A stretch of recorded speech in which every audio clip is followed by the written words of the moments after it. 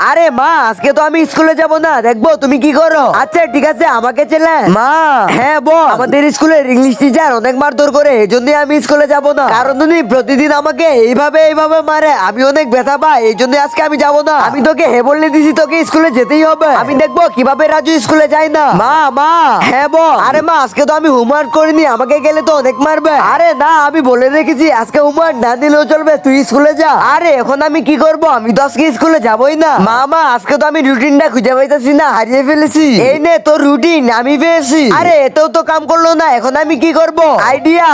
মা দেখো, আমার সাইকেল তো পাঞ্চার হয়ে গেছে, এখন আমি কিভাবে স্কুলে যাব? মা, মনে তো হইতেছে আজকে আমি স্কুলে যেতে পারবো না। আরে এখন কি হবে, ও তো জিতে যাইতেছে। আচ্ছা মা, ঠিক আছে, আমি বাসায় চলে যাইতেছি। আরে তুই কোথায় যাইতেছিস? দাঁড়া। এই বৃদ্ধ অসহায় বাবাটির জন্য কে বা লাইক সাবস্ক্রাইব করবে? আমি জানি দুষ্ট ছেলেরা একটু লাইক সাবস্ক্রাইব করবে না, আর ভালো ছেলে মেয়েরা অবশ্যই লাইক সাবস্ক্রাইব করে যাবে। আরে তুই কোথায় যাবি? তোকে আজকে আমি গাড়ি করে নিয়ে যাব। আরে মা, না আমি যাব না, আমাকে ছেড়ে দাও।